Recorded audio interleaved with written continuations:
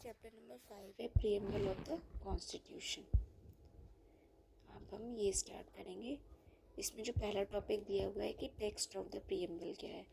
आपने कभी अगर एनसीईआरटी की बुक्स देखी होंगी तो उसमें ये दिया होता है। बहुत सारी एनसीईआरटी की बुक्स में जो है ये स्टार्टिंग वाले पेज पे जो दिया होता है आगे की साइड। तो इसमें क्या लिखा हुआ है, ये हमारा प्रीएम्बल का जो है एक तरीके से प्रीएम्बल में क्या क्या लिखा हुआ है वो बताया गया है। यहाँ पे पहले कहा गया है कि देखो, we the people of India having solemnly resolved to constitute India into a sovereign, socialist, secular, democratic republic and to ensure to all its citizens। मतलब we the people of India having solemnly resolved to constitute India, मतलब जो इसकी जो preamble की जो power है या जो हमारे कॉन्स्टिट्यूशन की पावर जो है वो we the people of India से जो है ओरिजिनेट होती है।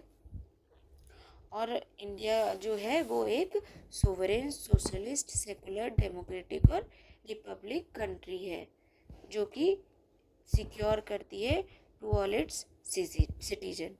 फिर जस्टिस कितने प्रकार की है, सोशल, इकोनॉमिक और political.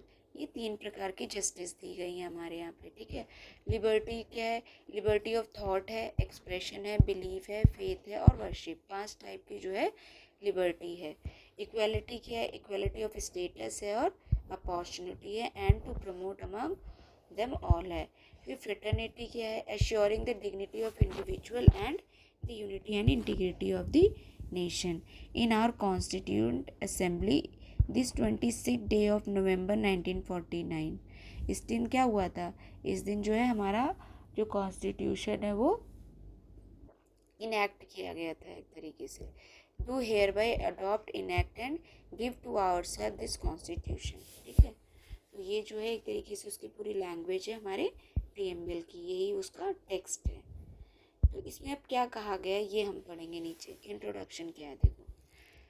The preamble of Indian Constitution is based on the objective resolution draft and moved by Pandit Nehru and adopted by Constituent Assembly।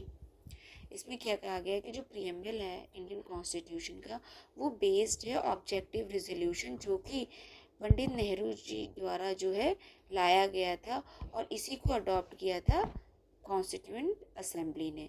The constituent assembly enacted it after the rest of the constitution was already enacted to ensure its conformity and coherence with the constitution. इसमें ये कह रहे हैं कि मतलब जो हमारा preamble जो है उसे जब हमारा पूरा कॉन्स्टिट्यूशन जो है इनैक्ट हो चुका था, कॉन्स्टिट्यूएंट असेंबली ने जो है प्रीएम्बल को जो है इनैक्ट किया है after the rest of the constitution, ठीक है। कॉन्स्टिट्यूशन पहले हो चुका है इनैक्ट और प्रीएम्बल बाद में हुआ है, ठीक है। To ensure its conformity and coherence with the constitution, ताकि जो है इसकी जो है कन्फर्मिटी और कोहेरेंस मतलब ये बहुत हद तक जो है हमारे कॉन्स्टिट्यूशन की जो बेसिक जो एक तरीके से स्ट्रक्चर है उससे जो है मेल खाए। फिर सेकंड में क्या कहा गया है, it has been amended only once so far by 42nd constitutional amendment act 1976 by adding 3 new words, socialist, secular and integrity. तो इसमें इसको जो है अब तक जो हमारा प्रीएम्बल है कॉन्स्टिट्यूशन का उसको जो है आज तक जो है सिर्फ एक बार अमेंड किया गया है 42nd कॉन्स्टिट्यूशनल अमेंडमेंट एक्ट के द्वारा 1976 में, ठीक है। और इसमें इस अमेंडमेंट के थ्रू क्या किया गया था, 3 नए वर्ड्स जो हैं ऐड किए गए थे, सोशलिस्ट, सेकुलर एंड इंटीग्रिटी। फिर आगे क्या कह रहा है, it contains the grand and noble vision of constituent assembly and reflects the dream and mind of the aspiration of the founding father of the constitution। ये कह रहे हैं कि ये जो है एक तरीके से ग्रैंड और नोबल विजन है हमारे कॉन्स्टिट्यूएंट असेंबली का, ठीक है। वो जो चाहते थे ना उसको जो है उन्होंने एक तरीके से जो है कॉन्स्टिट्यूशन के माध्यम से जो है एक तरीके से एक्सप्रेस किया है, ठीक है। Reflect the dream, mind and aspirations of the founding father of the constitution. और कॉन्स्टिट्यूशन जो हमारी प्रीएम्बल है वो रिफ्लेक्ट करती है क्या, हम मतलब ड्रीम और जो उनके जो विचार थे, उनकी जो एस्पिरेशंस थी, किनकी, जो फाउंडिंग फादर थे हमारे कॉन्स्टिट्यूशन के, उनका। फिर इसकी लिमिटेशंस क्या है हमारे प्रीएम्बल की, इन ज्यूरिस्प्रूडेंस क्या है? पहला, no governmental power, does not grant authority to executive, legislature and judiciary. मतलब इसके पास जो है अपनी कोई गवर्नमेंटल पावर नहीं है। मतलब जैसे कि हमारे पास आर्टिकल्स वगैरह लिखे गए हैं, ठीक है, जो लॉज बनाए जाते हैं, एक्ट्स बनाए जाते हैं या पॉलिसीज, इन सब की अपनी पावर होती है, ठीक है। लेकिन हमारी जो प्रियम्बल है इसकी कोई ना अपनी पावर नहीं है, और ये कोई अथॉरिटी ग्रांट नहीं करता है किसको? एग्जीक्यूटिव, लेजिस्लेचर या जुडिशरी को। फिर can not override provisions, can not supersede explicit constitutional article. मतलब इसके पास जो है ओवरराइडिंग प्रोविजंस नहीं है या ओवरराइडिंग पावर नहीं है। ये जो है हमारे कॉन्स्टिट्यूशन के जो आर्टिकल हैं उनको जो है सुपरसीड नहीं कर सकता। मतलब अगर दोनों की बात चल रही है तो कॉन्स्टिट्यूशन वाले आर्टिकल जो हैं वो एक तरीके से मान्य होंगे और प्रिवेल रहेंगे।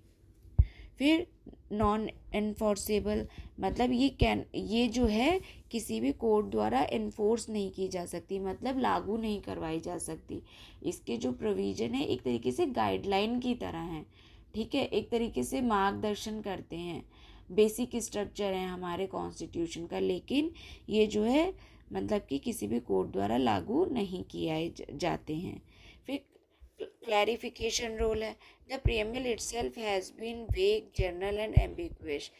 Its constitutional position has itself been debatable on the court of justice। मतलब जो यहाँ पे कहा गया है कि क्लैरिफिकेशन रोल, मतलब कि जैसे कि हमारे कॉन्स्टिट्यूशन की बहुत जगह, कॉन्स्टिट्यूशन को भी बहुत जगह कहा गया है कि ये जो है ना हमारा जो कॉन्स्टिट्यूशन है ये जर्नल है, वेग है और थोड़ा एम्बिगुअस है। मतलब कि किस मैटर में, मतलब इसकी लैंग्वेज जो ऐसी है कि मतलब कॉमन पीपल को बहुत इजीली समझ में नहीं आती, ठीक है। कई कई जगह पे तो ऐसे ऐसे वर्ड्स यूज़ किए गए हैं जिनको आप स्पेसिफिकली नहीं डिफाइन नहीं कर सकते। उनके जो मीनिंग है, मीनिंग का जो दायरा है वो काफ़ी वास्ट है, ठीक है। और तो इस तरीके से कह सकते हैं ये वेग, जर्नल और एम्बिगुअस है प्रियम्बल भी अपने आप में।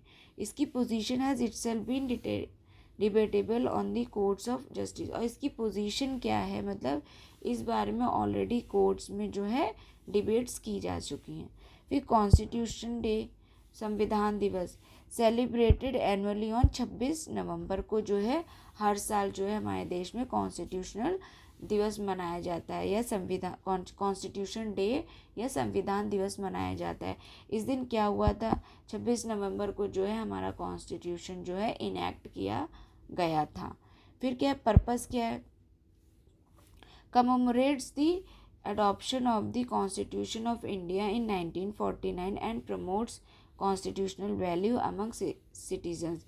मतलब ये क्या करता है? कममरेट करता है adoption of the constitution of India in 1949, ठीक है। 1949 में जो कि इंडियन कॉन्स्टिट्यूशन को अडॉप्ट किया गया था उसके प्रोविजंस को जो है ये कममरेट करता है। फिर and promotes constitutional values among citizen, और कॉन्स्टिट्यूशनल वैल्यूज़ का निर्माण करता है अमंग डिफरेंट सिटीजन। फिर नोटिफिकेशन क्या है?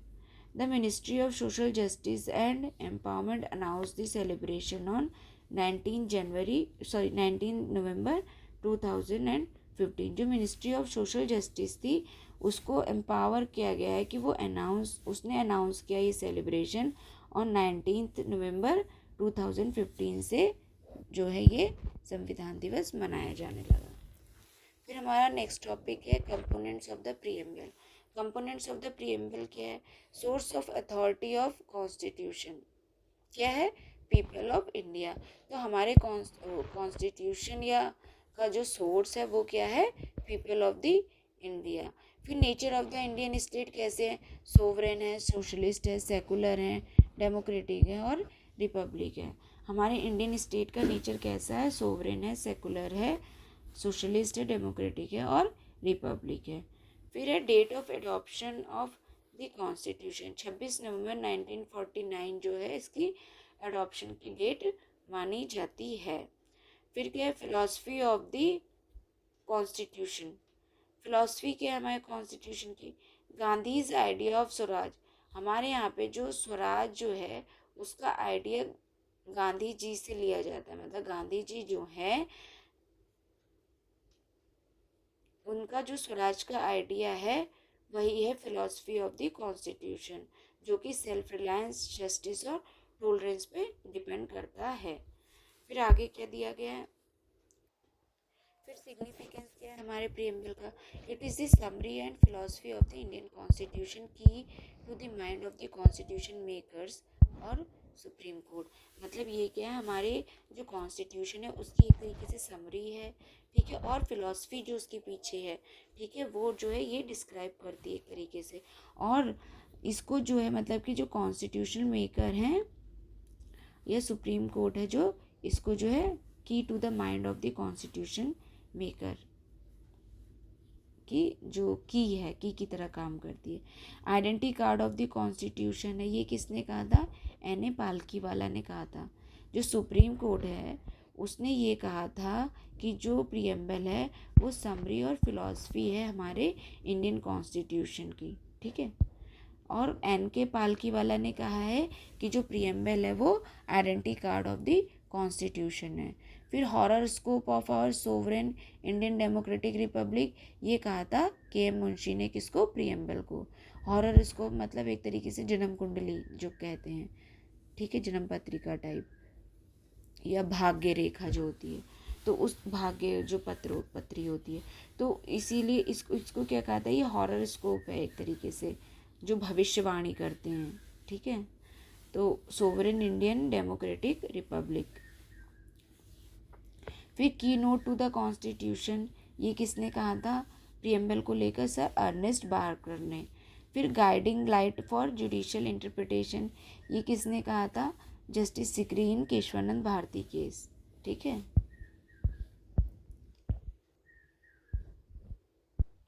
अब बाकी का कंटिन्यू हम नेक्स्ट टॉपिक नेक्स्ट वीडियो में करेंगे। अभी इसको हम यहीं पे कंप्लीट कर रहे हैं। Thank you.